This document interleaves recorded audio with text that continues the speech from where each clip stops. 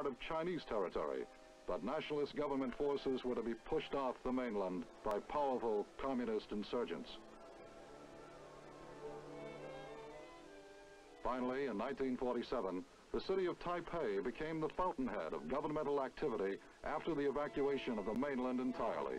In 1950, the Korean War erupted, and Taiwan was destined to play an important role as a symbol of freedom in the shadow of communism.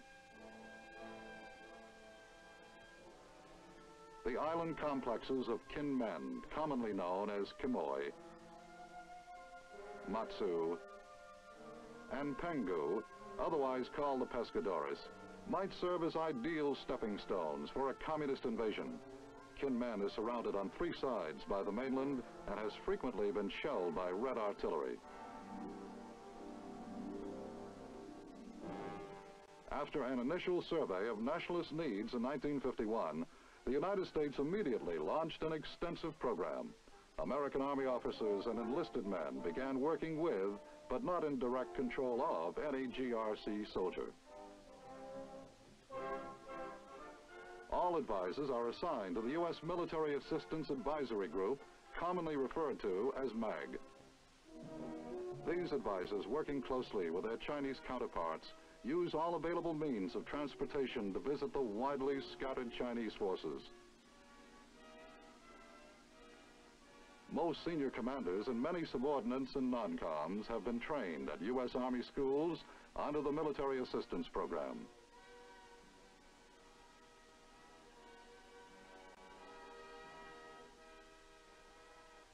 Participation of MAG advisors on Taiwan encompasses the entire spectrum of Army training.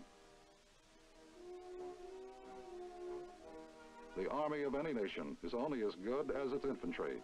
These men, going over the Leader's Reaction course at an infantry school, face a series of obstacles designed by U.S. advisors. It is similar to the Leader's Reaction course at Fort Benning, with a few modifications. Great emphasis is placed on infantry weapons training. Working closely with their counterparts, advisors have set up intensive training in a variety of light and heavy infantry weapons.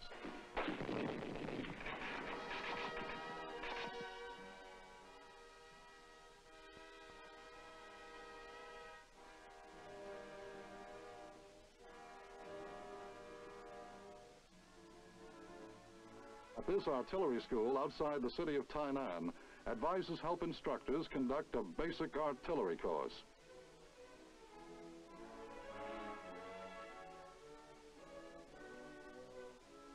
They encourage use of training aids such as this puffboard, which gives students their first practical work in adjusting artillery fire.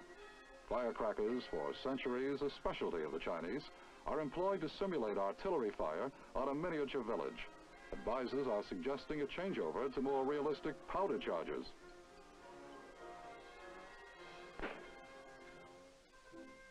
It isn't long before trainees graduate from miniature to real firing.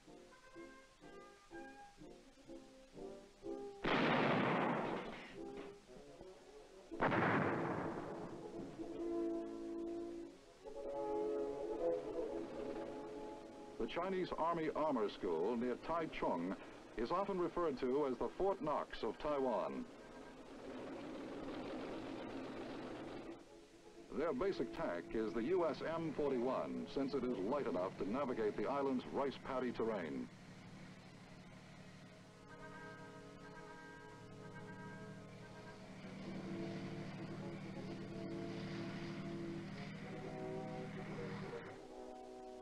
Although armor is used primarily in an offensive role on Taiwan, advisors direct training toward employment in a mobile defense to help repel an invasion or to counterattack if invaded.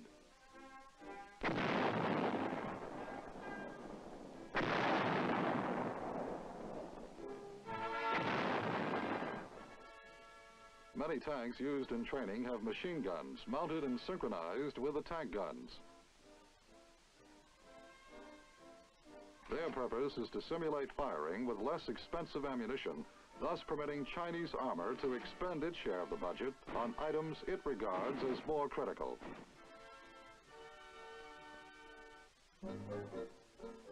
These military vehicles are waiting to be rebuilt at the Chinese Army Ordnance Automotive Base Depot near Taipei.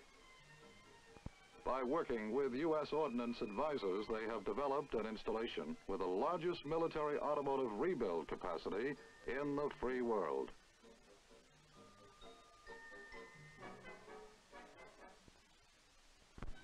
Staffed by more than 1,700 ordnance personnel, the depot has the capacity of turning out 15 to 20 rebuilt vehicles per day, 40 to 55 engines, and 108 to 200 tires. This vehicle, like most, has been completely taken apart all the way to the frame and carefully rebuilt. Now it joins a line of others, rebuilt and ready to be reissued. Ordnance advisors can share a feeling of satisfaction in a job well done.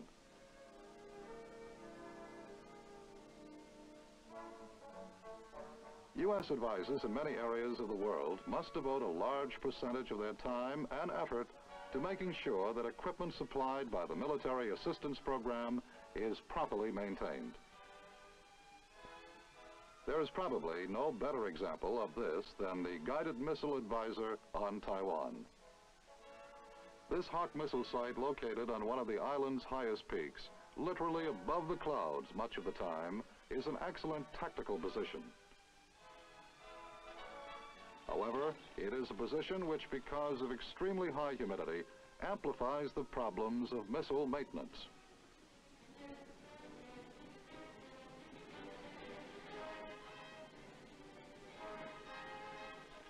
And as with most military equipment on the Taiwan Island complex, the maintenance problems are compounded by the necessity of keeping ammo and other materiel in operation readiness at all times rather than in storage.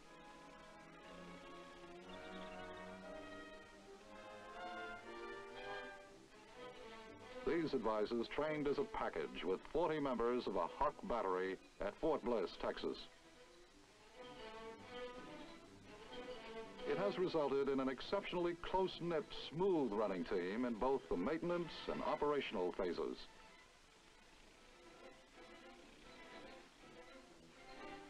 At a Nike Hercules site, crews participate in a practice firing. Just as if enemy aircraft were approaching, they rush out to man the launchers. They are quickly raised for firing.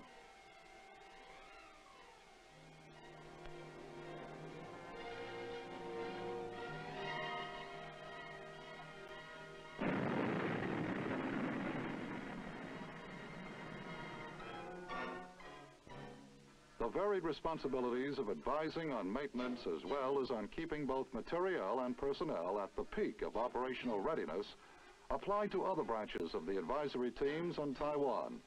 This includes advising Chinese Army units on such activities as engineer, communications, ammo, quartermaster, logistical, chemical,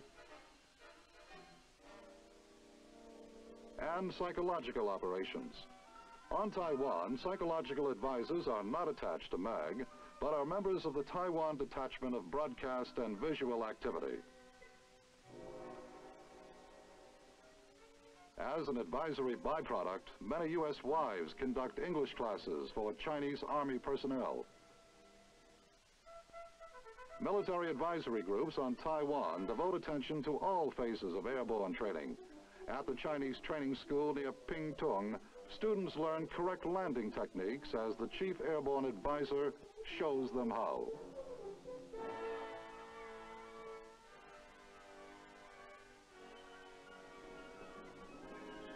And soon, two C-46s head for the drop zone with their cargoes of first-time jumpers. Inside the cabin of one, the two U.S. advisors are ready to lead the way.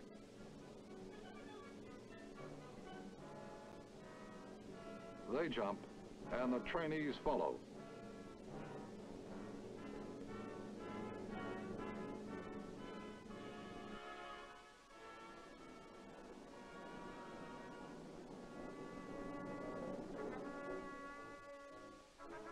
An introductory briefing before Exercise Sky Soldier testifies to the emphasis placed on combined training and Sino-American relations.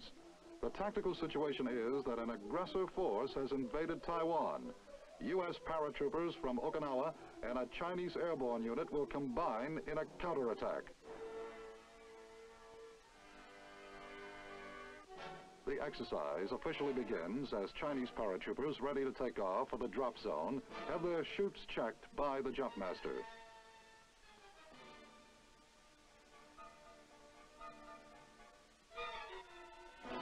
The plan is for GRC and U.S. troops to jump at two widely separated drop zones and then to counterattack on foot in a pincers movement.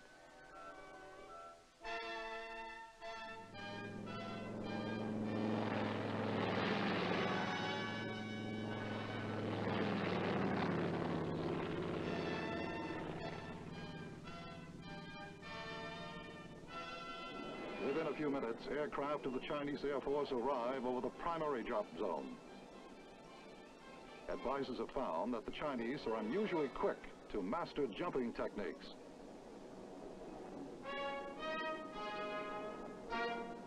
Throughout the exercise, the island civilians are highly interested spectators.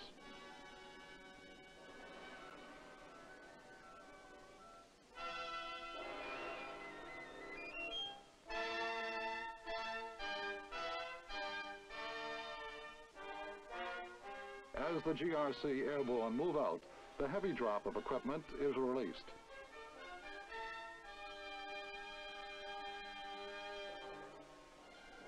Miles away, U.S. aircraft completing their flight from Okinawa arrive over the secondary drop zone.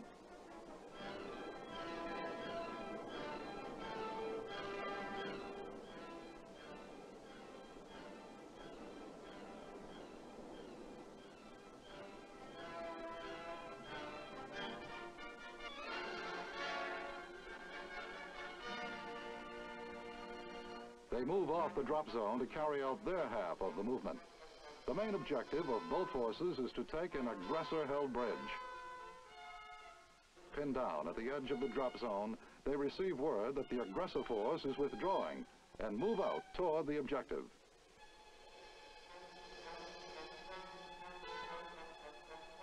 The aggressors retreat toward the bridge under fire by the advancing U.S. paratroopers. As they near the objective, U.S. troops face a series of non-military obstacles. Meanwhile, the Chinese paratroops approach the bridge from the opposite direction. U.S. advisors accompany them during the entire exercise.